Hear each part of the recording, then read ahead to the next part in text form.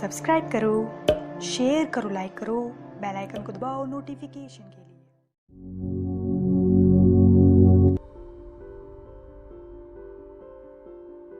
Hello, I am doctor चेष्टा गौतम और आज हम इस वीडियो में क्रिएटिन काइनेज क्या होता है इसके बारे में जानने वाले हैं। तो इस वीडियो को आप पूरा देखें ताकि आपको ये समझ में आ जाए कि क्रिएटिन काइनेज क्या है। वीडियो को स्टार्ट करते हैं। क्रिएटिन काइनेज को पहले क्रिएटिन फॉस्फोकाइनेज के नाम से जाना जाता था। ये इंट्रासेलुलर एंजाइम है। इंट्रासेलुलर एंजाइम को एंडो एंजाइम भी कहते हैं। इसका मतलब होता है ऐसा एंजाइम जो कि जिस कोशिका या सेल के अंदर बना है उसी के अंदर वो फंक्शन करता है, काम करता है। एक्सो एंजाइम जिस कोशिका के अंदर बना हुआ होता है या सेल के अंदर बना होता है उसके बाहर वो काम करता है, एक्ट करता है। 3 तरह के मसल टिश्यूज होते हैं, पहले हम जान लेते हैं ये कौन कौन से हैं। तो स्केलेटल, स्ट्रिएटेड। स्ट्रिएटेड का मतलब होता है धारीदार पतली लाइन के रूप में, पैरेलल स्ट्रिक्स के रूप में पाया जाता है। स्केलेटल मसल टिश्यू में जो मसल फाइबर होते हैं उनको ही मसल सेल कहते हैं, मसल कोशिका कहते हैं। स्मूथ मसल टिश्यूज कहाँ पाए जाते हैं? तो ये wall of hollow visceral organs में पाए जाते हैं, हार्ट को छोड़कर। मतलब कि आपके बॉडी के अंदर जो इंटरनल ऑर्गन है जैसे कि इंटेस्टाइन, पैनक्रियास, तो इनमें पाए जाते हैं, हार्ट को छोड़कर। कार्डियक मसल टिश्यूज हार्ट में पाए जाते हैं, मतलब हार्ट की मसल होती है उसमें पाए जाते हैं, मायोकार्डियम में पाए जाते हैं। ये इनवॉल्यूंट्री होती है, अनैच्छिक होती है। क्रिएटिन काइनेज अधिकतर मात्रा में स्केलेटल मसल में पाया जाता है, मायोकार्डियम में पाया जाता है, मतलब कि हार्ट की मसल में पाया जाता है, ब्रेन में पाया जाता है, और कम मात्रा में ये दूसरे विसरल टिश्यूज़ में पाया जाता है, मतलब कि बॉडी के अंदर जो इंटरनल ऑर्गन है उनमें पाया जाता है, स्मूथ मसल्स में पाया जाता है। जब कोशिका की मेम्ब्रेन या सेल मेम्ब्रेन हाइपोक्सिया के कारण, मतलब ऑक्सीजन की कमी के कारण या फिर दूसरी इंजरी के कारण डिस्टर्ब हो जाती है, उसमें डिस्पेंस हो जाती है, डैमेज हो जाती है, तो उस कारण से क्या होता है, सेल के अंदर जो साइटोसोल होता है, साइटोसोल क्या होता है, कोशिका के अंदर जो लिक्विड पाया जाता है उसको साइटोसोल कहते हैं। तो जो क्रिएटिन काइनेज होता है वो साइटोसोल से निकलकर सिस्टमिक सर्कुलेशन में चला जाता है, ब्लड के अंदर चला जाता है, जिसके कारण सीरम क्रिएटिन काइनेज का लेवल बढ़ जाता है। क्रिएटिन काइनेज डाइमर मॉलिक्यूल होता है। डाइमर का मतलब होता है, डाई मतलब 2, मर मतलब पार्ट्स, जिसके 2 पार्ट हों। तो क्रिएटिन काइनेज की 2 सब यूनिट्स होती है या 2 टाइप की पॉलीपेप्टाइड चेन्स होती है। पहली सब यूनिट या पॉलीपेप्टाइड चेन एम है। एम यहाँ पर मसल से लिया गया है क्योंकि ये मेनली प्रीडोमिनेटली मसल में पाई जाती है। दूसरी सब यूनिट या पॉलीपेप्टाइड चेन है बी।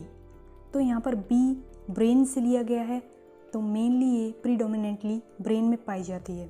क्रिएटिन काइनेज की ये जो 2 सब यूनिट है ये दोनों आपस में कॉम्बिनेशन बनाती है और 3 तरह के आइसो एंजाइम बनाती है। जब पी और बी आपस में कॉम्बिनेशन बनाती है तो CKBB आइसो एंजाइम बनता है जो कि प्रीडोमिनेटली ब्रेन में पाया जाता है। इसको CK1B कहते हैं। जब M और B सब यूनिट आपस में कॉम्बिनेशन बनाती है तो CKMB ये आइसो एंजाइम बनता है। ये प्रीडोमिनेटली हार्ट में पाया जाता है। ये मायोकार्डियल इन्फार्क्शन के डायग्नोसिस के लिए इम्पॉर्टेंट होता है। इसको CK2 भी कहते हैं। जब MM सब यूनिट आपस में कॉम्बिनेशन बनाती है तो CKMM बनता है जो कि प्रीडोमिनेटली स्केलेटल मसल में पाया जाता है। इसको CK3 भी कहते हैं। इस तरह क्रिएटिन काइनेज के 3 आइसो एंजाइम बनते हैं। क्रिएटिन काइनेज के इन आइसो एंजाइम का सेपरेशन इलेक्ट्रोफोरेसिस नामक टेक्निक के द्वारा किया जाता है। CKMB अधिकतर मात्रा में मायोकार्डियम में पाया जाता है। तो अगर सीरम में CKMB की मात्रा बढ़ी हुई है, ब्लड में CKMB की मात्रा बढ़ी हुई आती है, तो ये हाईली स्पेसिफिक और सेंसिटिव होता है मायोकार्डियल सेल वॉल इंजरी के लिए। मायोकार्डियल इन्फार्क्शन या हार्ट अटैक में हार्ट की मसल को ब्लॉकेज के कारण ब्लड सप्लाई नहीं मिल पाती है। CKMB diagnostic enzymatic cardiac marker होता है। ये मायोकार्डियल इन्फार्क्शन के डायग्नोसिस में इम्पॉर्टेंट होता है। CKMM की मात्रा बढ़ी हुई मिलती है मस्कुलर डिस्ट्रॉफी में।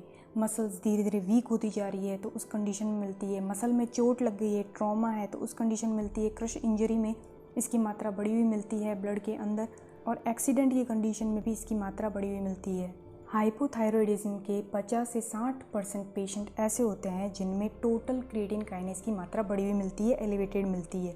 तो इसका कारण संभवतः CKMM की मात्रा में वृद्धि कारण हो सकता है। रैप्डोमायोलाइसिस की कंडीशन जिसमें कि मसल ब्रेकडाउन होता है और पोलियो में क्रिएटिन काइनेज की मात्रा बढ़ी हुई मिल सकती है, और जिन पेशेंट्स की रिसेंटली सर्जरी हुई है उसमें भी इसकी मात्रा बढ़ी हुई मिल सकती है। इंट्रामस्कुलर इंजेक्शन की कंडीशन में इसकी मात्रा बढ़ी हुई मिल सकती है, और सीवियर एक्सरसाइज की कंडीशन में इसकी मात्रा बढ़ी हुई मिल सकती है। मायोकार्डियल इन्फेक्शन के 3 से 6 घंटे के बाद में CKMB का लेवल बढ़ना स्टार्ट होता है, और ये 18 से 24 घंटे में पीक पर मतलब मैक्सिमम पहुंच जाता है। 2 से 3 दिन के बाद CKMB की मात्रा नॉर्मल कंडीशन में आ जाती है। CKMB की normal reference value total creatine kinase की 3 से 5% होती है, तो इसकी मात्रा 5 से 25 इंटरनेशनल यूनिट पर लीटर होती है, जो कि 25 से कम ही होनी चाहिए। टोटल क्रिएटिन काइनेज की मात्रा पुरुषों में, मेल्स में 46 टू 171 यूनिट पर लीटर होती है, 46 से 171 यूनिट पर लीटर होती है। महिलाओं में इसकी मात्रा, फीमेल्स में इसकी मात्रा 34 टू 145 यूनिट पर लीटर होती है, 34 से 145 यूनिट पर लीटर होती है। तो इस तरह हम जान चुके हैं कि क्रिएटिन काइनेज क्या होता है। इसी तरह के और भी वीडियोज़ आते रहेंगे। मिलते हैं नेक्स्ट वीडियो में। Thanks for watching.